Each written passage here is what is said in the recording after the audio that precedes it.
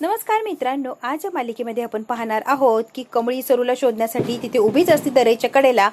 तेवढ्यात काही ऋषी आलेला असतो. कमळी आता ऋषीला लांबूनच बघते की जोरात हंबरडा फोडते. ऋषीला बघून इतकी रडायला लागलेली असते, पळत जाते, ऋषीला घट्ट अशी मिठी मारते आणि जोरात रडायला लागलेली असते. इतकी रडते. ऋषी तिला सावरण्याचा, शांत करण्याचा प्रयत्न करतो, पण कमळी काय शांत होत नसते. म्हणते, ऋषी सर, मी आईला नाही वाचू शकलो. इतकी रडत असते आणि ऋषीला रडून रडून ती सगळं काही सांगत असते. डोळ्यासमोर आई गेली, फक्त मला वाचवण्यासाठी आई स्वतःचा जीव गमावला. कमळी रडत असते आणि जो काही प्रकार घडला तो ऋषीला सांगण्याचा प्रयत्न करत असते. ऋषी म्हणतो, कमळी शांत हो, मी आलोय ना, प्लीज कमळी शांत हो. करायला पाहिजे होता, मी धरूच नाही शकले तिचा हात. शांत हो, तुझी काहीच चूक नाहीये, कशाला स्वतःला दोष लावून घेते तू. शोधताय ना, नक्की सापडेल, त्यांना काहीच झालं नसणार. पर्याय सापडेल, आपण शोधू ना, मी आलोय ना, आपण शोधूया. म्हणतात की जनावर आईला घेऊन गेलं असेल, आई काय वाचली नसेल. पटते, आईला जनावर नाही घेऊन जाऊ शकत, आई मला सोडून जाऊ शकत नाहीये. कमळी रडत असते आणि ऋषीला आता सगळं काही तिच्या मनात जेवढं साठलंय ते सांगण्याचा प्रयत्न करत असते. ऋषी सुद्धा खूप प्रेमाने तिला समजून घेतो. नाहीच पटलं पाहिजे. तोपर्यंत आपण आपल्या डोळ्याने बघत नाही तोपर्यंत विश्वासच ठेवायचा नाहीये. पोलीस आलेले असतात. पोलीस म्हणतात, ऐका, आता शोध कार्य आता बंद करायला लागणार. टीम येणार आणि उद्यापासून परत सुरुवात करू, पण आता आमची वेळ झाली, आम्ही आता बंद करतो. साहेब, मी पाया पडतो, प्लीज तुमचा शोध थांबू नका. शोधा, माझ्या आईला नक्की सापडेल. ती तिची गरज असेल, तुम्ही याचा शोध थांबू नका ना साहेब, पाया पडतो मी तुमच्या. हुडकू ना तिला, चला ना साहेब. हवालदार जे असतात ते म्हणतात, मॅडम, प्रयत्न सुरू आहे ना, आम्ही कुठे थांबलोय का? कळाल्यापासून रात्रंदिवस आम्ही शोधतोय की नाही. काहीतरी दवाखान्यात गेली असेल हो, आजूबाजूच्या सगळ्या दवाखान्यात बघूया. म्हणते, कमळे, काहीतरी खाऊन घे, कालपासून काहीच खाल्लेलं नाहीये. निघे, मला काहीच खायचं नाही आणि तू खायचा आग्रह करू नको.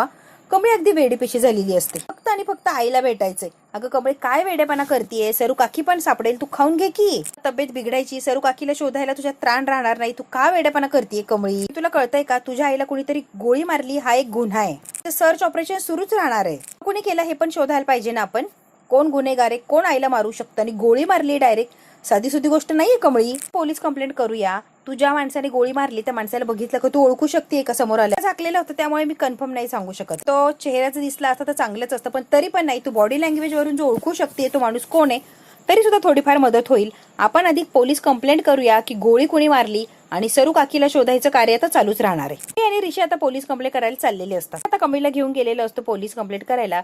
इकडे रोहित काहीतरी लॅपटॉपवर त्याचं काम करत बसलेलं असतो. आणि का आलेली असते, रिश करत पळतच आलेली असते. रिश.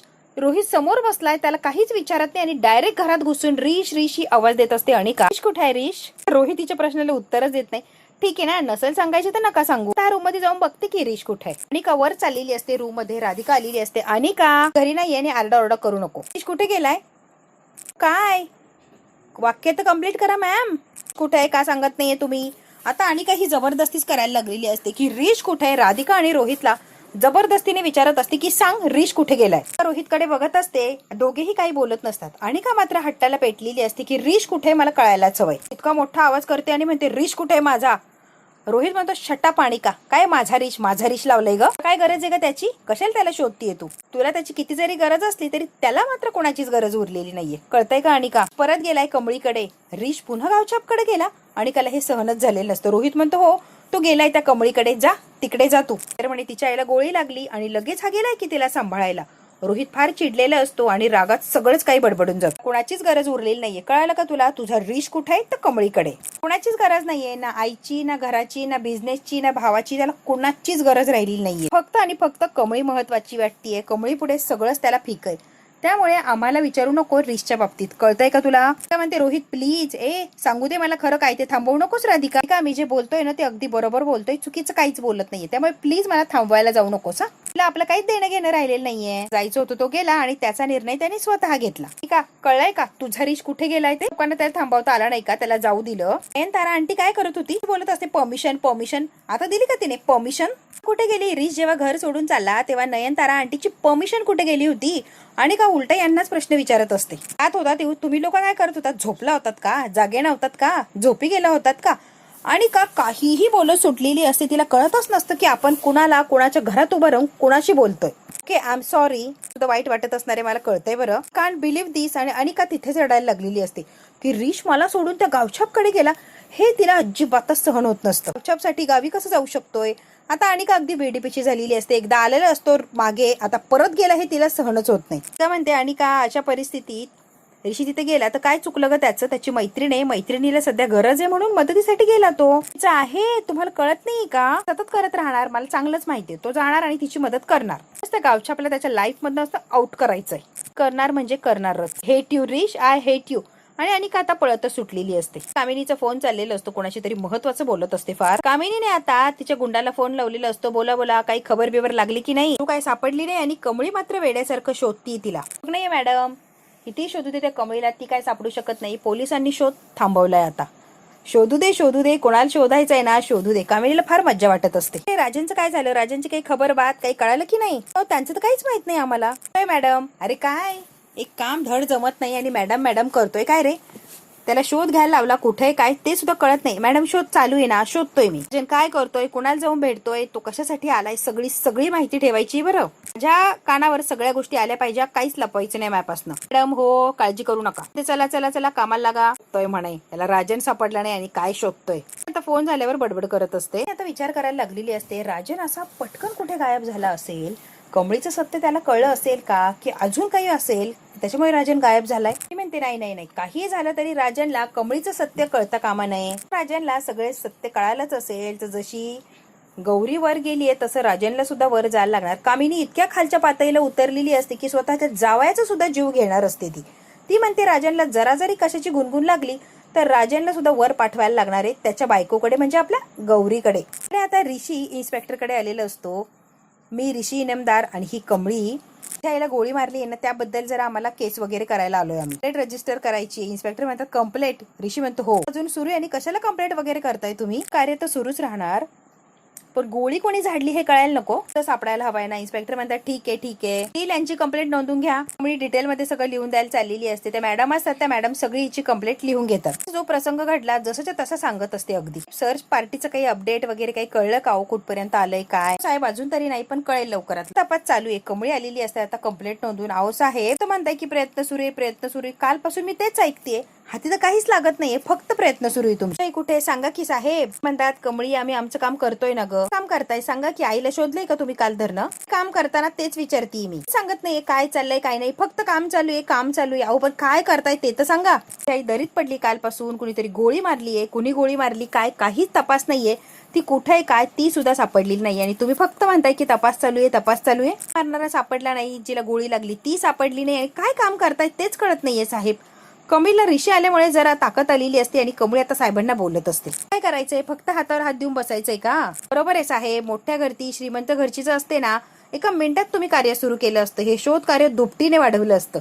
पण आम्ही गरीब आहे ना, गरीबाचं कोण बघायला लागलंय? मेले काय, गेले काय, सापडले काय, काय फरक पडतोय हो की नाही? आता कमळी इतकी बोलत असते ह्या साहेबाला सापडणार आहे की नाही काहीच तुम्ही म्हणजे समजून सांगण्याचा प्रयत्नच करत नाही.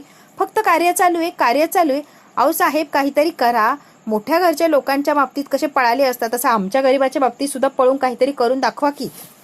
कमळी जी बोललेली असते शब्दाला शब्द खरा असतो. पोलीस लोक असेच करतात, म्हणूनच कमळी डायरेक्ट बोलून दाखवत असते. आणि सर सुद्धा गप्प बसून कमळीचं सगळं म्हणणं ऐकत असतात. कमळी म्हणते सर काही करा आणि मला आईला भेटायचंय. ऋषी म्हणतो कमळी शांत हो ना, रडू नको ना प्लीज. कमळी रडू नको. आता रिक्वेस्ट करतो सर, कमळीची सिच्युएशन सुद्धा समजून घ्या. कमळी चिडली आहे ते मान्य करतो, पण प्लीज तिची सिच्युएशन तुम्ही समजून घ्या. तिला कोणीच नाहीये, तिची आईच होती फक्त या जगात. आता आई सुद्धा नाहीये म्हटल्यावर एकटी पडली आहे ना सर ती. ऋषी आता रिक्वेस्ट करत असतो प्लीज तुमचा तपास वाढवा आणि तिच्या आईला शोधा. त्यांना कळत असतं कमळीचं नेमकी काय होतंय काय चाललंय, त्यामुळे सर काहीही बोलत नसतात ना, ते चिडलेले असतात. ती बॉडी सापडत नाहीये, गोळी लागली तर गेल्या म्हटल्यात तर बॉडी सापडायला हवी होती. बॉडीचं सापडत नाही तर मग जिवंत असतं तर मग ते सापडायला हव्या होत्या ना, अशा अचानक गेल्या कुठे? इन्स्पेक्टर म्हणतो एक्झॅक्टली आम्हाला सुद्धा तोच प्रश्न पडला. त्याचं मेल्या तर बॉडी सापडायला हवी होती आणि जिवंत आहे तर मग कुठे?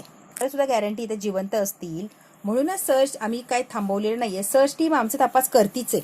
आजूबाजूच्या पोलीस स्टेशनला, आजूबाजूच्या हॉस्पिटलला, सगळ्याच जागेवर आम्ही कंप्लेंट दिली की अशी कोणी व्यक्ती सापडली तर लगेच कॉन्टॅक्ट करा. कमळी म्हणते सर माझी आई सापडा की हो. एवढ्या सगळ्यात कमळी परत रडायला लागलेली असते आणि अगदी गयावया करत असते त्या सरांना. जिवंत आहे ना हो. 2 तासात कोणती बाई जर हॉस्पिटलला दाखल झाली असेल तर त्या बाईचा सुद्धा तपास चालूच आहे की कोण आहे काय. ते माझी आई जिवंत आहे, ती मला सोडून जाणार नाही. तुम्ही किती पण काही सांगा, मला गॅरंटी माझी आई कुठेच जाणार नाहीये. ती माझी आई जिवंत आहे, ती कुठेच जाणार नाहीये. तर म्हणता आमच्या पद्धतीने आम्ही पुरेपूर तपास करण्याचा प्रयत्न करतो, कुठेच हलगर्जीपणा करणार नाहीये. कसं आहे ना सर, आता इन्स्पेक्टर ऋषीशी बोलत असतो. आम्हाला थोडं जरी काही माहिती मिळाली तर आम्ही लगेच कॉन्टॅक्ट करू. तुम्ही अगदी बिंदास्त राहा, आम्ही शोधणार म्हणजे शोधणार. तुम्ही आता गेलात तरी चालेल. ऋषी आणि कमळी आता चाललेले असतात पोलीस स्टेशनमधून. क्यू आणि सॉरी वन्स अगेन कमळीला घेऊन चाललेलं असतो. आता राजनला शुद्ध यायला लागलेली असते. राजनच्या कडेने लोक असतात. तेव्हा राजन म्हणतो की मी कुठे. राजनला ज्या माणसाने ऍडमिट केली आहे तो माणूस राजनच्या जवळ आलेला असतो. साहेब, तुमचा ऍक्सिडेंट झाला होता आणि तुम्हाला हॉस्पिटलमध्ये आणलंय. तुम्ही बेशुद्ध होता, आता कुठे तुम्ही शुद्धीत आलाय. म्हणतो मी कमळीच्या गावी जायला निघालो होतो, इथे कसं आलो. इन्स्पेक्टर असतात, ते बरोबर राजन पर्यंत पोहोचलेले असतात. इन्स्पेक्टर म्हणतात, राजन सर तुम्ही शांत व्हा, जरा आराम करा, फार मोठा ऍक्सिडेंट झालाय तुमचा. त्याच्या गावी पोहोचायचं होतं, मध्येच सगळा ऍक्सिडेंट झाला. राजन आता फार असा टेन्शन मध्ये आलेलो असतो. इन्स्पेक्टर म्हणतात, प्लीज तुम्ही रिलॅक्स व्हा. ऍक्सिडेंट कसा झाला जरा सांगता का सर. पूर्ण आजीने मुंबईवरून पोलीस पाठवलेला असतो. तो बरोबर राजनला तपास करत करत इथपर्यंत पोहोचलेला असतो. त्यांचा ऍक्सिडेंट कसा झाला डिटेलमध्ये इन्स्पेक्टरला राजन सांगत असतात. राजन सांगतात, एक गाडीवाला अचानक मध्ये आला, त्याला वाचवण्यासाठी मी झाडावर जाऊन धडकलो. सांगू ठीक आहे तुम्ही आराम करा, तुमची तब्येत बरी झाली की मग काय तो तपास करू, तुम्ही आता आराम करा सर. इन्स्पेक्टर डॉक्टरांना विचारतात की मुंबईच्या घरी शिफ्ट करू शकतो का, जे ते ठीक असतील तर. डॉक्टर म्हणतात हो चालेल, तुम्ही त्यांना शिफ्ट करू शकताय. आता कामिनी बाबांच्या रूम मध्ये आलेली असते. बाबांच्या रूम मध्ये आली म्हणजे नेहमी ती टॉर्चर करण्यासाठीच आलेली असते. आता आली तेव्हाच तिने दार लावलेलं असतं आतमधून. मी आता येते आणि दादाकडे बघते. अरे दादा काय, कसा आहे तू, म्हणजे बरा आहेस ना, काय चाललंय सांग की रे दादा. अगदी जवळ आलेली असते बाबांच्या आणि कामिनी त्यांच्या जवळ येऊन बोलत असते. उघड्या डोळ्याने बघतोय का सगळं. ए दादा बोल की मायशी. रे दादा, ना चालता येतंय ना बोलता येतंय ना, तुझी काही हालचाल होती रे, फार वाईट अवस्था आहे रे दादा. ईश्वराची पण काय लीला आहे बघ की, तो बघण्यासाठी ठेवलंय रे, सगळीकडे लक्ष देतोय हो की नाही रे दादा तू. म्हणूनच मी म्हटलं की तुला एक गंमत सांगावीच, मुद्दा म्हणून तुला गंमत सांगण्यासाठीच मी इथे आलीये दादा. लाडकी सून नाही का रे, या घरात कधीच आली नाही. गौरी तिच्याविषयी बोलायला आली रे पर्सनली. गौरी गेली देवा घरी, ढगात गेलीये, ढगात, दरीत कोसळली दरीत. आता कामिनी बाबांना ऐकायला येत नाही म्हणून ती खानाखुना करून सांगत असते की तुझी मोठी सून ढगात गेलीये, दरीत कोसळलीये. वाघाने खाल्लंय तिला, पोलीस तपास करतायत, ती काय सापडत नाही. सगळीकडे शोधाशोध चालली पण कुठेच काही तपास नाही. खाल्ली वाघाने खाल्ली तिला. कमळी नाही का रे, कमळी अगदी वेडीपेशी झालीये, वेड्यासारखी आईला शोधती आहे. तिची आई काही तिला सापडत नाहीये रे दादा. नाही रे, तिची आई सापडलीच नाहीये, खाल्ली ना वाघाने. केलं बरं का, हे चांगलं काम मीच केलंय स्वतःच्या हाताने. सांगू का दादा, मला कमळीलाच मारायचं होतं, तीच रस्त्यातला काटा आहे. पण चुकून ही जी गौरी आहे ना ती मध्ये आली रे. पण जाऊ दे, कमळी नाही तर तिची आई कोणीतरी गेलंय ना, चांगली गोष्ट आहे. मूर्ख बाई करत आली आणि गोळी तिला लागली. म्हणजे खरं तर ती टार्गेट नव्हतीच बरं का, कमळीच टार्गेट होती. पण जाऊ दे, आली ना मध्ये, गोळी व्हायला गेली नाही, लागली तिला. सोयीच झालं ना, तसंही तिला कधीतरी मारायचंच होतं ना. असू दे, काय फरक पडत नाही. एक घरच्या लोकांना, तुझ्या घरच्यांना म्हणजे अन्नपूर्णेला, राजनला, तर कमळीला कसं काय कळणार रे तिला कुणी मारलं, कशी मेली, कुणालाच कळणार नाही. जिला गोळी लागली तीच गेली की देवा घरी, हो की नाही रे दादा. वाईट झालं का रे. तरू गेली ढगात, सगळं दबलं रानात. कसं आहे रे दादा, छान वाटलं ना रे. ए दादा, न्यूज चांगली होती का रे, तुझी सून गेलीये ढगात. ती विचित्र सारखं हसत असते, हसून सांगत असते की तुझी सून या जगात नाहीये, ती ढगात गेलीये, ढगात. वाटतंय रे, भारी वाटतंय काय रे तुला, तुझी सून नाहीये. इतकी कामिनी टॉर्चर करत असते या बाबांना, इतका त्रास देत असते, काय बोलत असते तिचं तिला माहिती. कामिनी कोणीतरी मेलंय ही बातमी सुद्धा हसून आनंदाने उड्या मारून ती सांगत असते. तिच्यावर काही एक परिणाम होत नसतो आणि वरून अतिशहाणपणा करून म्हणते की मीच मारलंय तिला, माझंच काम आहे ते, मारायचं होतं कमळीला पण मेली ती सरू. हसत असते आणि जाऊपर्यंत ती बाबांना टॉर्चर करून सांगत असते की मेली गेली ढगात गेली. दादा झाली बरं का गोष्ट, आता झोप तू, गोष्ट झाली आहे सांगून. तुझ्या सुनेबद्दल काय गोष्ट सांगायला आले ना, गोष्ट झाली, आता बिंदास झोप तू. झोप रे झोप, चालले मी झोप. आता पुढे गेलेली असते, परत माघारी येते बाबांच्या जवळ. दादा तुला जगायची काय गरज आहे सांग बरं, तू कशासाठी जगतोय उगाच, त्रास नाही तर त्रास, नको जगू ना, तुला गरजच नाहीये जगायची. म्हणते अरे मर ना तू. कामिनी आता तर क्रूरपणाची हद्द पार केलेली असते. डायरेक्ट तिथे इंजेक्शन भरलेलं असतं, ते इंजेक्शन घेते आणि बाबांना देणार असते. कारण ती म्हणते की तुला जगून उपयोगच नाही, कायसाठी जगतोय रे उगाचच. इंजेक्शन कामिनीने आता हातात घेतलेलं असतं. इकडे आता कमळी परत हॉस्पिटलमध्ये आलेली असते, ज्या गावात ती जखमीबाई सापडलेली असते तिथे ऍडमिट केलेली असते. तिथेच कमळी आता ऋषीला घेऊन आलेली असते. म्हणते ऋषी सर सकाळीच इथे येऊन बघून गेलोय आम्ही, इथे काहीच नाहीये. नो पण 2-3 तासात जर कोणी आलं असेल नजर चुकीने तर बघू की आपण, जरा खात्री होऊन जाईल ना कमळी, बघायला काहीच हरकत नाहीये. ऍडमिशन झाली असेल तर चेक करायला काय हरकत आहे. ऋषी आणि कमळी आता आतमध्ये आलेले आता2-3 तासात जखमीबाई कुणी ऍडमिट झाल्यात काय? तर म्हणते 2-3 तासात तर नाही आणलंय कुणाला. तो आपण इथे चेक करू. चल आपल्या डोळ्यांनीच बघूया. ऋषी आणि कमळी आता आतमध्ये यायला लागलेले असतात. राजन आता इन्स्पेक्टरला म्हणतो की माझ्या आईला माझ्या बाबतीत कळवा, ती खूप काळजी करत असेल. इन्स्पेक्टर म्हणतो हो हो राजन सर, लगेच कळवतोय मॅडमला. त्यांना आता तो वॉर्ड बॉय घेऊन चाललेला असतो बाहेर. आता निघून गेलेला असतो. मग कमळी आणि ऋषी तिथे आलेले असतात. कोणी नवीन ऍडमिशन काय बघण्यासाठी. इन्स्पेक्टरचा फोन आलेला असतो ऋषीला. ऋषी नेमदार बोलताय का? ऋषी म्हणतो हो मी बोलतोय. आपण आणि कमळी अर्जंट पोलीस स्टेशनला या, जरा महत्वाची गोष्ट आहे. ऋषी म्हणतो हो हो इन्स्पेक्टर साहेब, आम्ही लगेच आलोच. सिरियस आहे का इन्स्पेक्टर साहेब? इथे या मग सांगतो मी. आता कामिनीने हिम्मत केलेली असते आणि इंजेक्शन घेऊन बाबांच्या जवळ आलेली असते. ते इंजेक्शन बाबांना दिलं की बाबा जागेवर संपणार. कामिनीने इंजेक्शन हातात घेतलेलं असतं. दादा हात पुढे कर, हात पुढे कर दादा, कर रे दादा. कामिनी आता बाबांचा हात धरून बाबांना इंजेक्शन देणार असते, ओव्हरडोस देणार असते बाबांना. डोसची बाबांना गरज नसते तरी सुद्धा कामिनी जबरदस्तीने तो डोस बाबांना देणार असते. तिने आता इंजेक्शन घेतलेलं असतं, बाबांचा हात वगैरे पकडलेला असतो. असू दे रे दादा, काय होत नाही एवढ्याच्या डोसने, देऊ दे ना दादा. ज्या बहिणीने ज्या भावाच्या हातावर राखी बांधलेली असते एवढ्या प्रेमाने, बहीण आता त्या भावाचा खून करणारे, किती वाईट परिस्थिती आहे रे दादा. तीच बहीण भावाला मारायला निघली रे, कसं आहे रे दादा. पण काही कळत नसतं, अगदी स्टॅच्यू सारखे स्तब्ध ते पडून असतात. आता इंजेक्शन देणार तेवढ्यात काय फोन वाजलेलं असतं. फार नाही 2-3 मिनिटाचा अवधी, मग तुला पाठवते मी ढगात. अन्नपूर्णाचा फोन कामिनीने उचललेला असतो. तिकडून इन्स्पेक्टर म्हणतात अन्नपूर्णा मॅडम बोलताय का? तेवढ्यात अन्नपूर्णा आलेले असतात आणि कामिनीच्या जवळ अगदी रागाने येतात. कामिनीचा फोन आहे, कोणाशी बोलते का? माझ्या फोनवर लिहिलं होतं ना म्हणून फोन उचलला. बाहेर जा, मी बोलते त्यांच्याशी. अन्नपूर्णा आजीने फोन हिसकावून घेतलेला असतो आणि तू बाहेर जा असं सांगते. फोन अन्नपूर्णा आजीच्या हातात देते आणि इंजेक्शन चोरून घेऊन ती चाललेली असते. तिने आता गेलेली असते. राजन सर सापडलेत. राजन सापडला? कसा आहे तो? बरा आहे ना? आता ठीक आहे, ते त्यांचा अपघात झाला होता पण आता व्यवस्थित सापडलेत. आम्हाला आजी घाबरलेले असतात. फार लागलं नाही त्याला? बरा आहे ना तो? नाही मॅडम बरे, ते नाही लागले जास्त. सांगितल्याप्रमाणे कमळीच्या गावी सुद्धा गेलो होतो. ते पोहोचलेच नव्हते, त्या अगोदरच त्यांचा ऍक्सिडेंट झाला होता मॅडम. पुन्हा आजी म्हणतात म्हणजे तू सिद्धटेकला पोहोचलाच नाही, त्या आधीच त्याचा ऍक्सिडेंट झाला. डॉक्टर म्हणतात फॉर्मॅलिटी पूर्ण केली आहे, आता ते मुंबईला येतील घरी. कळालेलं असतं की राजन गावात पोहोचलाच नव्हता म्हणजे तो गौरीला भेटलाच नाही. सत्य परिस्थिती त्याला काही कळालीच नाही. कामिनी फार खुश झालेली असते की राजन सिद्धटेकला गेलाच नव्हता. आता ऋषी आणि कमळी घाईघाईने इन्स्पेक्टर कडे आलेले असतात. काय झालं इन्स्पेक्टर साहेब, काही नवीन माहिती वगैरे मिळाली का? कशासाठी बोलवलंय आम्हाला? गावावरून नदीवरून वाहत एक डेड बॉडी आली, ती आम्हाला मिळाली आणि बरेच दिवस ती पाण्यात होती, त्यामुळे ती बॉडी पूर्णपणे अशी सडल्यासारखी झालीये. त्या बॉडीची काही ओळख पटत नाहीये. ते मला बघायचंय, कुठे दाखवू शकत नाही आम्ही, इतकी भयानक ती बॉडी झाली, नाही बघू शकत तुम्ही. पटत नसल्यामुळे बॉडीचे आम्ही अंतिम संस्कार करून टाकले सरकारी नियमानुसार. अजूनच घाबरलेली असते की नक्की कोण काय, काहीच माहिती नाही, तेच त्यांनी लगेच अंतिम संस्कार करून टाक. काही सुचत नसतं, बोलायचं सुद्धा कळत नसतं, अगदी त्याची बोबडी वळायला लागलेली असते. विचारता तुम्ही असं का केलं? नाही तुम्हाला माहितीच नाही, तुम्ही कसं काय त्यांचे अंतिम संस्कार केले? तू जरा शांत होतीस का?